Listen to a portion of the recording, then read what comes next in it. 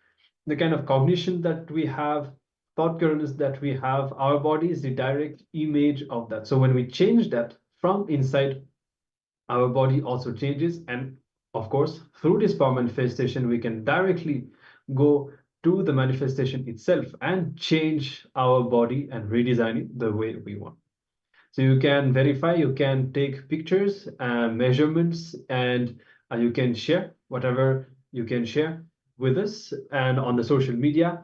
And you can celebrate if you are able to manifest the body that you desire. And we are now going to start our next session as we continue in this Ashtanga Yoga process that we are discovering today. Our next session is going to be about perpetual completion. So Swamiji defines perpetual completion as the ability to sit in the completion while being intensely active continuously without tiredness, without boredom, and not being moved by any incompletion. So this is another level of completion that we are going to be discovering and manifesting today in this session, where we can be intensely active, involved in all our duties, our activities, engaging with people, working, everything, doing everything while being intensely active, but retaining our space of completion, not being moved or not being affected by anything that happens. So perpetual completion is nothing but understanding that completion is easy and that you opted for it. So this is the first statement that Swamiji makes to introduce this perpetual completion. First of all, you have to realize that completion is easy, and then only you create the right space where you can continuously hold on to this space of completion, and that you opted for it. So it is just a decision that you yourself have made it, and creating completion within yourself is not more complicated than that. Yes, as the Supreme Pontiff of Hinduism has shared, completion is less of a technique and it is more of a conscious decision.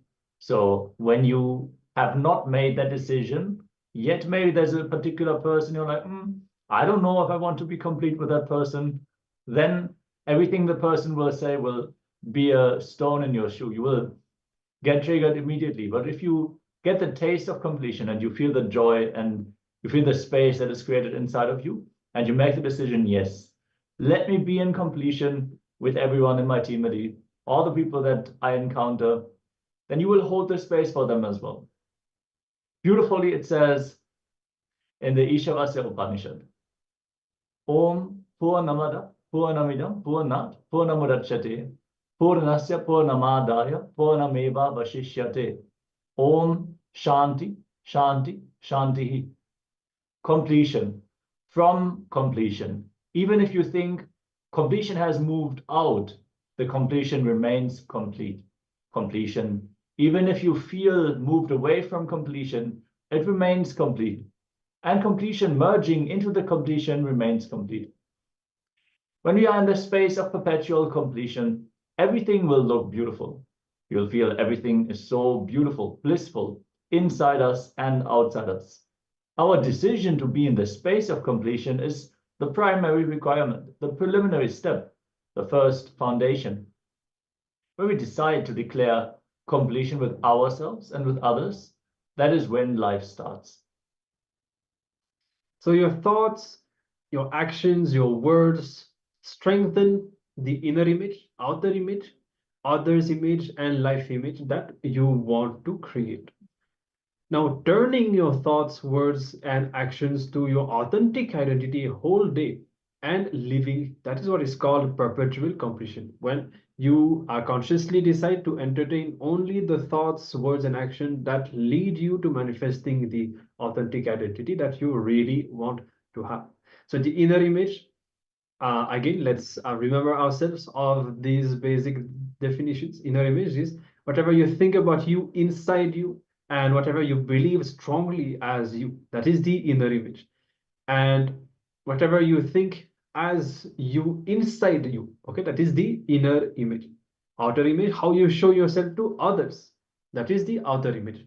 And the others image, which is how others perceive you, whatever you may show, you may not always, people will have, they may not be convinced, they'll have their own idea of you, and they'll perceive you in their own way, even through the filter of their own cognition and so on. That is the other's image. Finally, the life image, that is how you perceive the world, life, and what you have in your head, the kind of belief, thought you have about life. You may think that life is exploiting, sad, and whatever. That is called the life image. Now, building the foundation for the perpetual completion. How do we do that? First, we have to decide, I am in the space of completion, as we have learned before with the meaning of the Purna Mantra. That is, even when we think that we are incomplete and we have whatever patterns and so on, the truth is that we are complete. It is identified with our mind, but in reality, we are always complete. Then, deciding to reside in the space of completion forever. So as we mentioned, it is more of a decision than a technique. We have to decide. Many times we practice completion, but we may not want to be in completion with someone if we feel angry about them. We just do not want. And you don't take that decision to bring completion with that person. Then deciding that I am going to be in the space of perpetual completion forever.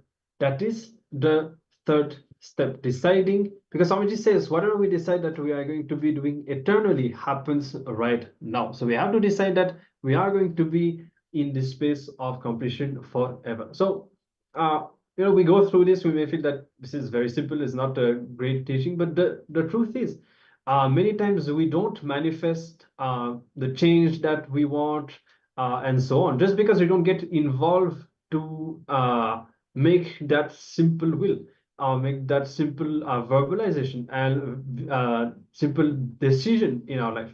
That is why we say it's just finally more than technique, a simple decision. Yeah, the moment you declare, your declaration to yourself is the bridge on which now everything can start getting built. That is the foundation. You need to be convinced within you that you want to be in the space of completion. The moment you declare completion with yourself and others, life starts, and it does not need any other practice than simple declaration. It is that powerful. Remembering perpetual completion completes us. Constant remembrance of perpetual completion leads to the liberation. Smaranat Mukti. Remembrance liberates. When we are in perpetual completion, we can constantly feel the mild pleasantness in our life. So here the key that we need to understand is that we are no more at the stage of where we feel we are incomplete, and eventually as a result of the completion practice that we do, we will experience the space of completion. All of us have already practiced for many days, experienced many initiations, processes, completion processes, and so on. Now, of course, we can continue doing that. Nothing wrong. Whenever needed, we can continue to do that. But we also now have the ability to decide that we are going to just be in the space of completion. Just deciding to create that space. Remember that this is our original space, and just create it inside us. That is perpetual completion. That is what we now need to move towards, making that decision that we are going to be in the space of completion, putting ourselves in that space of completion and holding on to that space, carrying that space throughout the day, through whatever we do, knowing that finally being complete or incomplete is a choice that we make. So we now have the responsibility to take mature decisions and deciding that we are going to create and sustain only the state of completion inside us. Yes, we are now going to learn about the deeper level of completion that can be experienced, which is the state of thoughtlessness, which is Nirvikalpa Samadhi. Let's listen in as Swamiji shares about this very powerful state of consciousness. Till today I wanted to work on perpetual completion. Understand? Perpetual completion means ability to sit in the completion continuously, without tiredness, boredom, without any incompletion able to move you. Without tiredness, boredom, without any incompletion able to move you. It is like a sit. Whenever incompletions comes up, relive and drop the incompletion. Again, just sit. The space of completion. It will almost look like the initial level, the person who has a diarrhea, how he runs to the restroom and comes back, and in next 5 minutes again he runs to the restroom and comes back, again he runs to the restroom and comes back. In the initial it will look like that only, but in few minutes it will settle down. It may look like a wrong analogy. You can sit with open eyes or closed eyes, but you can't engage yourself in unconscious slumber, means sleeping. You can't engage yourself in just getting lost in the flow of thoughts. No. You will only sit in the space of complete completion. I'm going to be here continuously encouraging you and guiding you. Listen. Listen to the instruction. You don't need to keep your eyes closed or eyes open. It's up to you. You want to keep your eyes open, keep it open. If you want to keep your eyes closed, keep it closed. It's up to you. But no thought current inside. You will sit in the space of completion. Any thought comes up is an incompletion. Then see the source. Why that thought? Feeling agitated, feeling irritated, feeling tired, feeling bored. Why that thought? See the source. When you started developing this same thought trend, relive, complete, relieve, come back to completion. How many of you understand the process? Shall we start? It will not be difficult, I tell you. Very easy it will be. Only first 10 thought you have to do completion, and then after that it is just a simple decision, you will be in the space of completion. That is all. Permanent pain is nothing but every individual separate thoughts continuously coming. There is no permanent, continuous. Broken leg, every thought. I have had a hand fracture. Every thought of pain is continuous, not permanent. You can look in what mind says pain, from where that thought trend of pain is developing, how I am developing, look in. When you started developing, just see that thought trend and complete, relive. You will see it disappears. So thought will cross the thought and you will be thoughtless. Understand? Completion is also one thought which completes the incompletion. You will be in the space of completion. I tell you, you can complete even with the life incidences happening. For example, if you are continuously abused, decide I am completing with this pattern. You will see suddenly, you will stop attracting the people who are abusing you. Your life incidents can be completed. What you are talking about, small pain.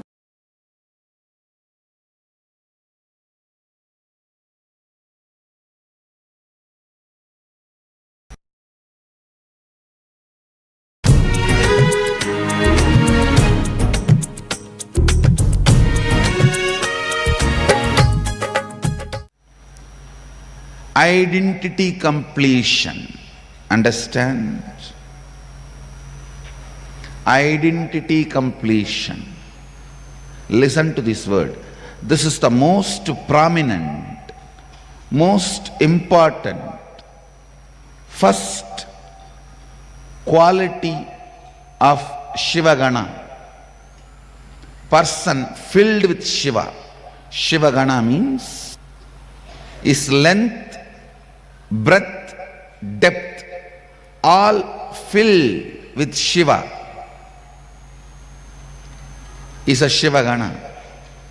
The first and foremost quality of Shivagana is identity completion. Means make your old identity till this moment, the identity you carry, make it as redundant.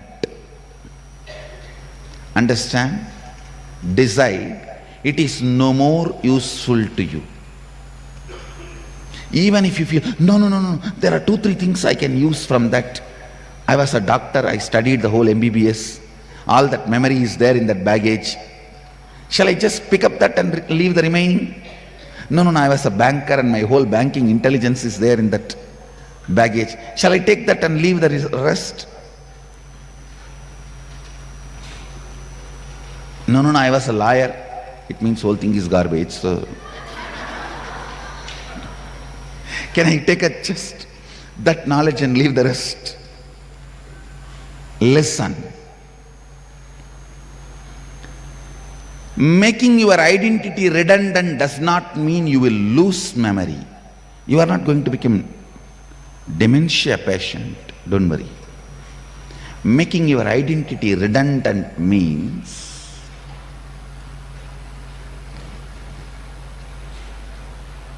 living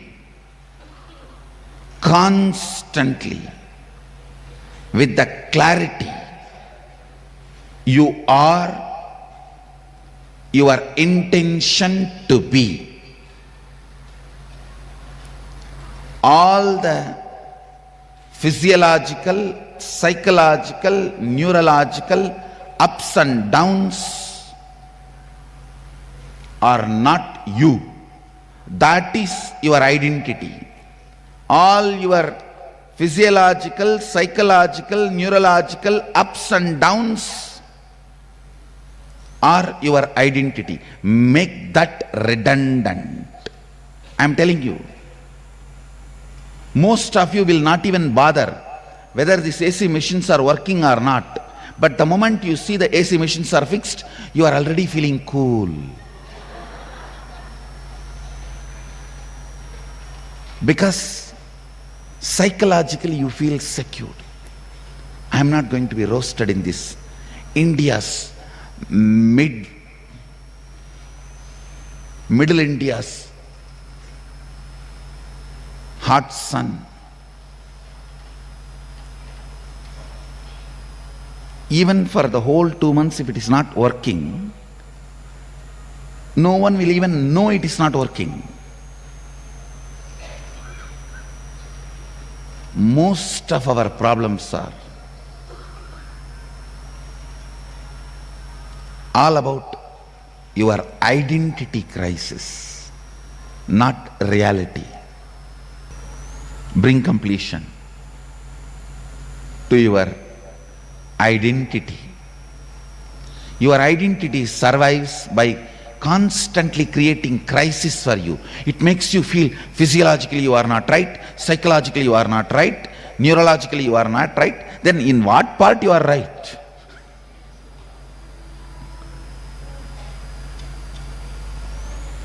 Make your physiological, psychological, neurological ups and downs redundant.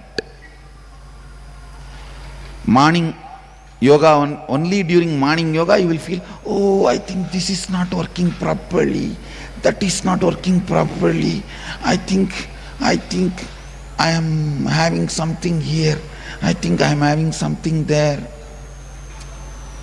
Because all these are not working properly, only you need yoga. If everything is working properly, then why you need yoga? That is what I call physiological, psychological, neurological ups and downs.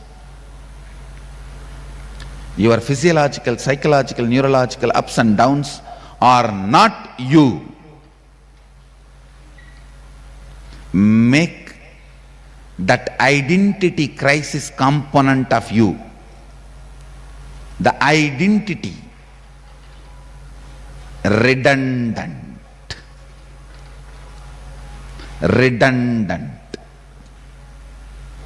Perfection is not the goal. Doing is the goal.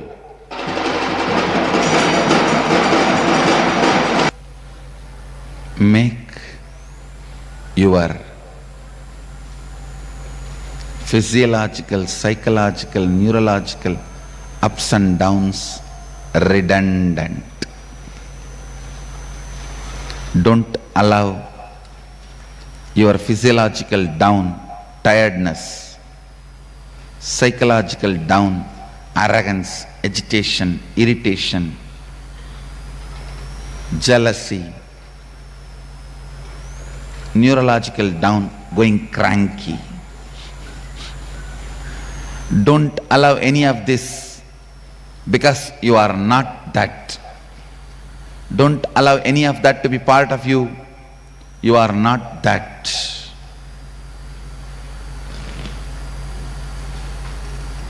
You are just your intention to be Sadashiva.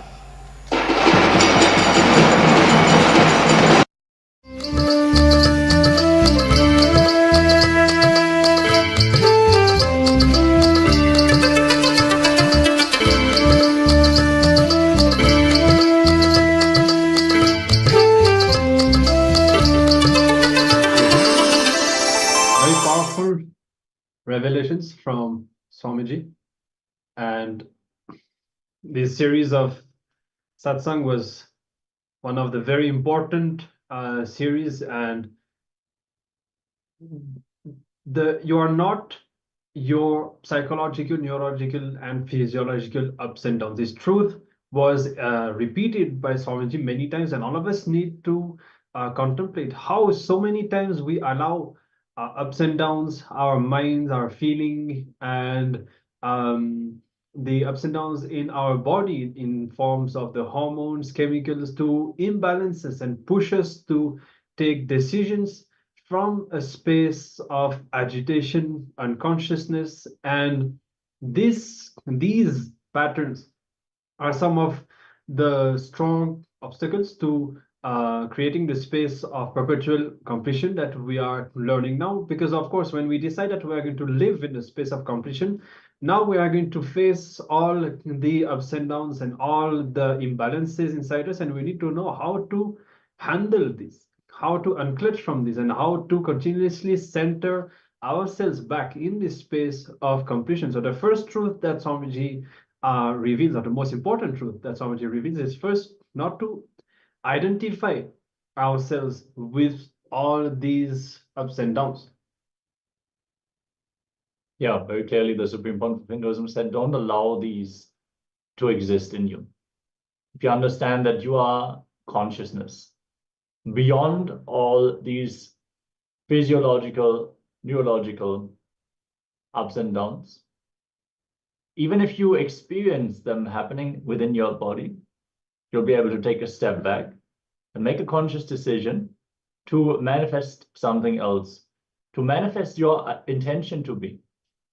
So fundamentally, we are that. We are our intention to be, manifesting continuously, manifesting ourselves continuously as for the intention that we carry. Yes. So we now need to take some time to contemplate on this. And the main thing when we, whenever we face all these patterns, we're always triggered by certain thoughts inside us, certain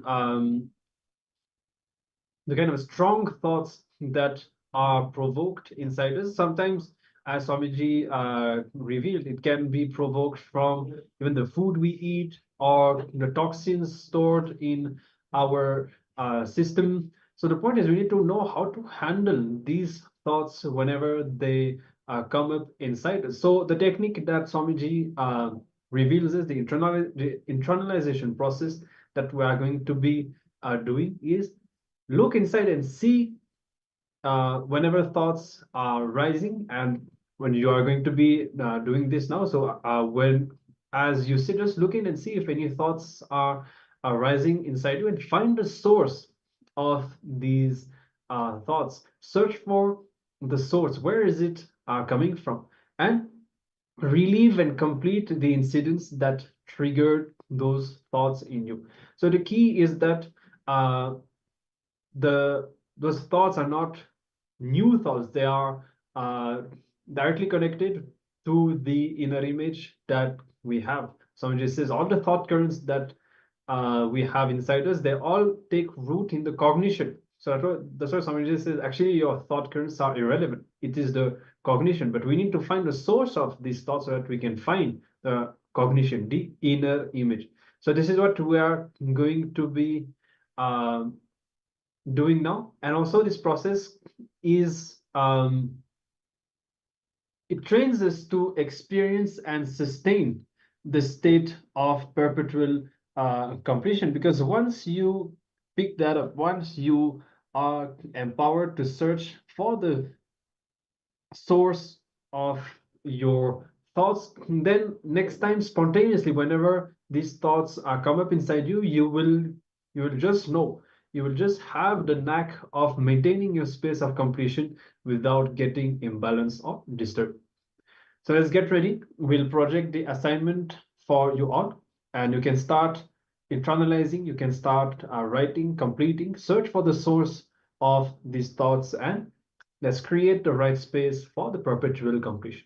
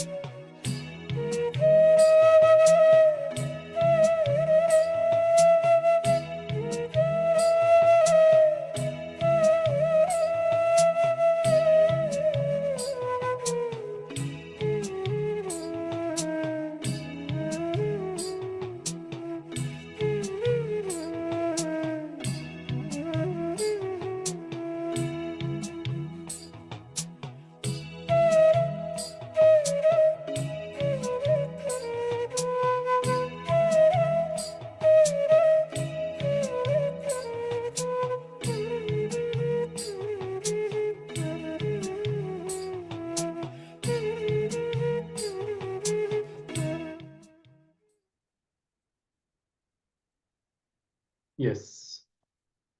So we come to the end of this meditation, this completion exercise. And we hope that you are able to look into the source of your thoughts and identify the incidents that are led to these thoughts and these thought currents happening inside you. And remember the essence, the conclusion of what we have learned in this session, the perpetual completion. Taking the decision to be in a space of completion, which is our original state that we already have. Even when we think that we are deluded, our original space is completion. We just need to drop the incompletion or the perception of incompletion and declare, center ourselves again in the space of completion and decide to hold it continuously throughout the day, and again aligning ourselves back to the space of completion. This is now the next level of completion that all of us need to enter into and start applying in our lives. So now with this, we conclude this session, and we are going to be switching over since the darshan preparation has started. All of us will attend the pre-darshan segment as we are getting ready to receive Swamiji for today's darshan. You can all invite your friends and family to receive Swamiji's darshan today, get initiated, and you can propose them, invite them also to submit their blessings and prayer requests during the darshan. And also, as Swamiji revealed yesterday, make sure that of course all of you are there on the two-way, but if you want to bring your friends and family as well, you can invite them to join the two-way also to receive the Narayana Diksha, the direct initiation from the site of the avatar from Swamiji. So with this, let's switch over and we will gather back again after the darshan to conclude today's sessions of Paramashivoham Level. Nithyananda.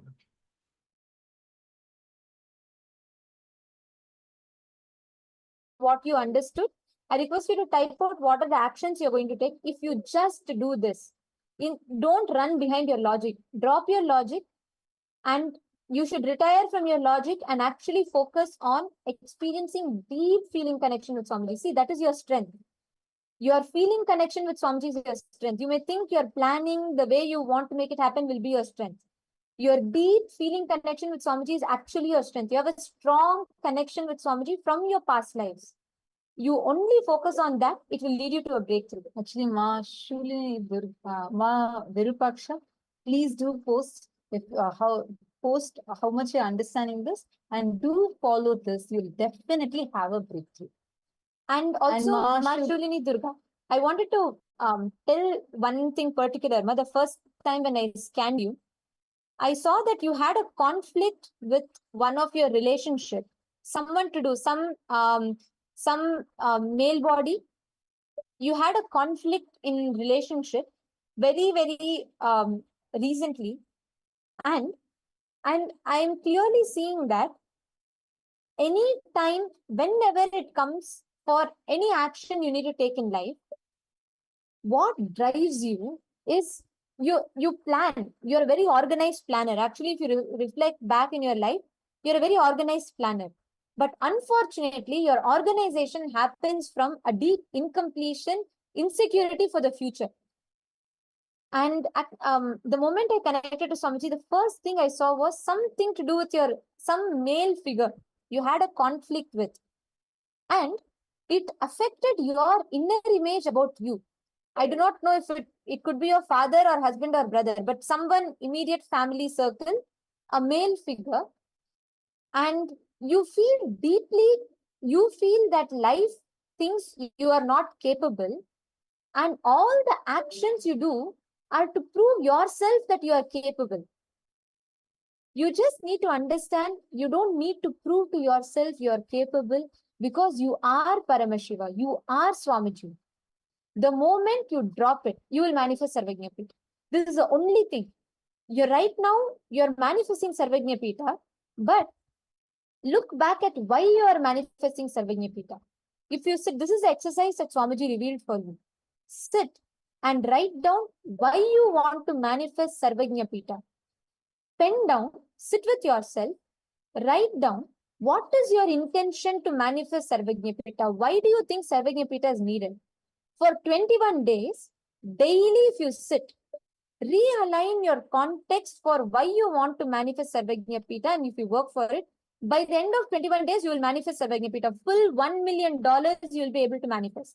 You just need to sit and realign your context.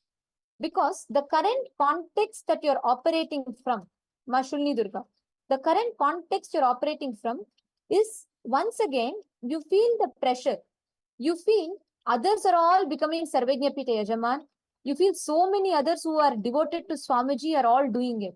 You are not there yet. So that pattern of feeling incapable is getting triggered in you. That is pushing you to want to manifest Sarvajñapita. Are you catching it? Ma Nitya Shulini Durga, if you are able to relate to what I am saying, if you are able to understand what I am saying, can you please type it down? And Shuli Durga has actually posted for the previous scan. She has posted. I was so shocked. The scan was so right. It hit me inside. Thank you so much for posting that. Actually, you can share now also. If you are able to relate to that, please do let us know. And actually, Ma, if you visit that, if you currently see why you want to manifest Sarvajñapita, inside you will only feel pressure. You're only feeling some kind of a pressure in your inner space, that urge, the need. You feel like all the other Chinese are becoming, so many people in Chinese Sangha are becoming Sarvajñapita Yajaman. Actually, you feel that many people who are close to you in Chinese Sangha have already become Sarvajñapita Yajaman. So you're feeling that little left out. So you're feeling like, no, I also have devotion to Swamiji. I also want to manifest for Kailasa. But you need to drop that. You need to know that is the only incompletion that is stopping you from manifesting Sarvajñapita. Just drop it, Ma. In 21 days, you will manifest clearly. You don't even need to take a single step. And Ma Shuni Durga, understand, for you, Sarvajñapita will not happen by your planning some planned resources. You will see miraculously Swamiji will give you the money. Full money required for Sarvajñapita. A single penny will not be used from what you already have. Swamiji will give you full money. You just need to drop the urge that you're having currently, which is not from the right context. Sit for 21 days and write down daily why you want to become a Sarvajñapita Yajaman. Listen to Swamiji's satsangs and bring that delayed gratification inside you with the right context, work for it, immediately you'll manifest it. She's putting a big yes and I see her smiling.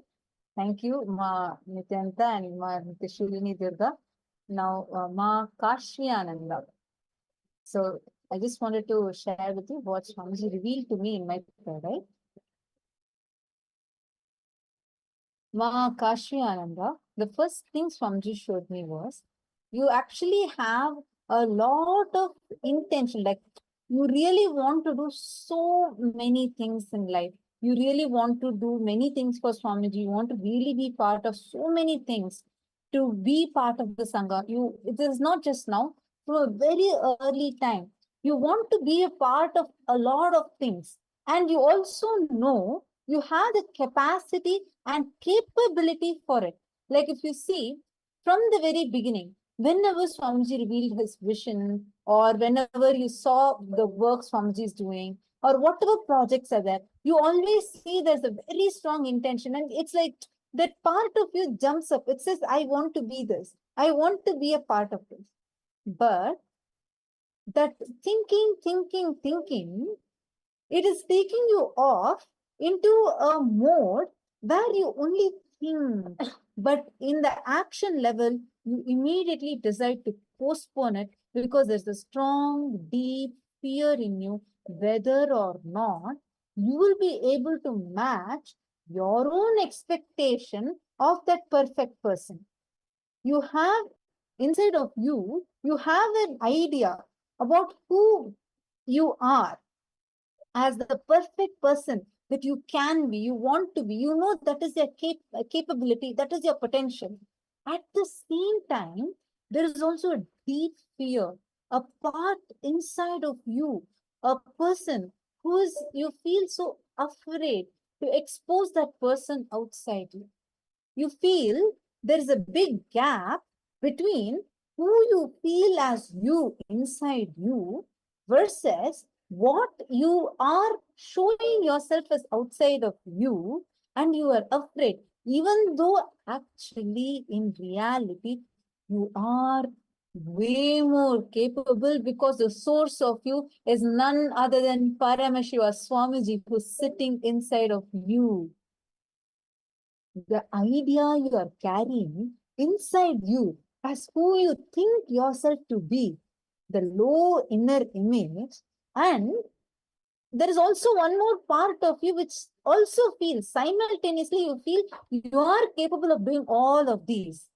But because you're afraid, what if the result is not the same as how I visualize it to be? You postpone a lot of things. If you see, this is the same thing that repeats in multiple areas of your life, especially if you just study your life.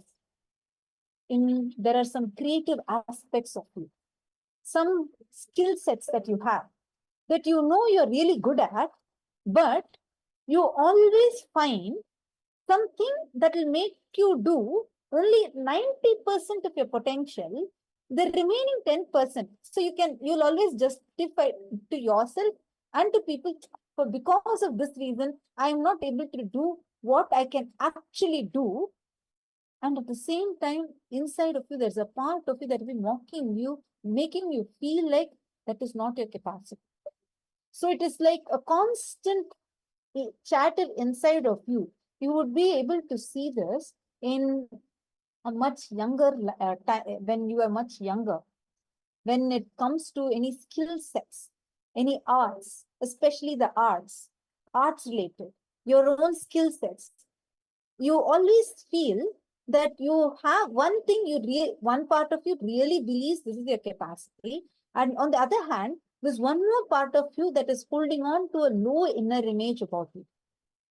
And this, what started happening is because of that, there is also a strong desire. You really want to be a part of so many things because you know you can be a part of it. You know you're having the capacity for it. But because of this self-talk and that inner conflict that's happening within your inner image and outer image, you do not take an action. You're always waiting for that perfect part of you to actually manifest and delay in taking that first step. And this is, because of this, you're also missing out on many of the breakthroughs that are actually waiting for you. Understand, even the cognition you are carrying inside you about you, or the cognition you are trying to show outside you about you, both of these are not true, because you're beyond both of these. Look in, go to the very source of your first person. You will realize how Swamiji is the one who is manifesting through you. Just sit, what Swamiji is revealing is just sit with your first person. Sit and identify. Who am I? What am I? Why am I? Focus, bring your complete focus on the source of your first person. Sit. Just focus on power manifestation. Sit and do the power of moving the Atma Linga on your palm and lifting the Atma Linga on your palm. Connect deeply with Swamiji.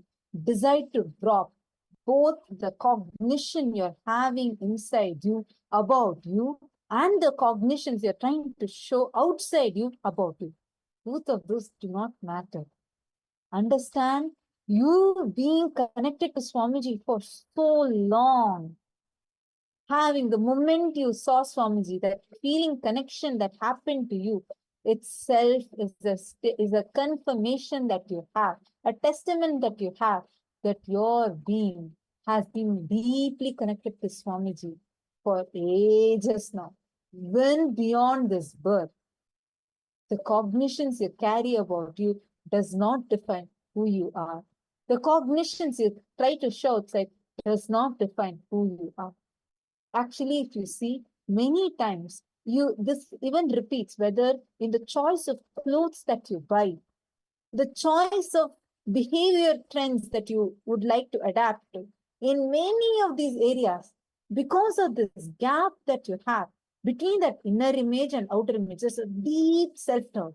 You will actually see in so many places, there is a lot of self-doubt that keeps coming to you. Even the things that you're so sure of, you would have done certain things for last maybe 20 years, but to repeat even that same action, sometimes you get so afraid that self-doubt, when it kicks in, you lose the balance of who you feel you are. That settled feeling about yourself gets imbalanced. And you're actually facing this just in the last 6 months. If you're observing your life, you're facing this even more often, where for no reason, when you get into that panic mode, it actually hits you and you start feeling that unsettled feeling. And that is making you postpone you taking that action. Just sit, do this focusing on the source of the first person, and sit and do power manifestation. Today, Swamiji is actually going to bless us all to break free from this pattern of feeling stuck and constantly waiting for that perfectionism and not taking an action. Sit in today's darshan and you'll actually see how really your Atma Linga will stand up on your path. And that will show you had the completion, that will show the breakthrough. Then you already know where your resource is for becoming an SJP. Today, if you decide you can actually become an SJP, you just decide, do this process, then go take that action. You will see you'll be successful in that and you'll just manifest it. So, Ma Kashvi, if you are able to relate to this, feel free to post it here in the chat. You can let us know how much you are able to relate with it. Do share, Ma, if you are able to connect to it, if you are able to relate with it. Actually, every one of you, there are so many of you who are requesting for the scan. All of you, those who are able to connect with it, if you have any question and if you are having any doubt, please feel free to ask. And those who are looking to, wanting to sign up for becoming an SJP, you want to take that action, you want to take that step, take a moment and head to sksjp.org/contribute and you can sign up there now.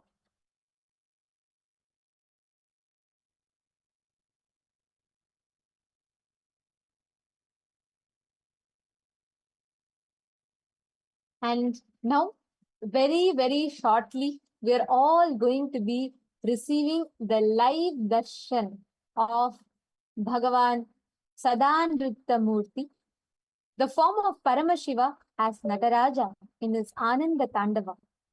I request all the participants, every one of you, to please settle down in front of the cameras. We're all going to now be preparing ourselves for the darshan. Today, Swamiji is going to be initiating each of us for having a breakthrough in the very DNA level. Today, every one of us sitting here are going to be receiving the initiation to experience the awakening in the DNA. We will all be entering into the preparation for the darshan now. I request all the participants to please come and settle down in front of the cameras. I still see a lot of the participants are not well lit in the camera. Please, can I request you all to just take a minute, check your cameras, make sure you're clearly visible, and be seated in such a way that Swamiji can see you. Make sure the lights are on and make sure you're in a well lit room and settle down. Do not, make sure you're fully visible. Please have your cameras on and put your full name, check your name, make sure your names are there fully. I request all the participants to please turn on the cameras, and beginning from now, the digital securities will be moving, anyone not in the camera will be moved out of the program. So please check, make sure you're on camera, settle down.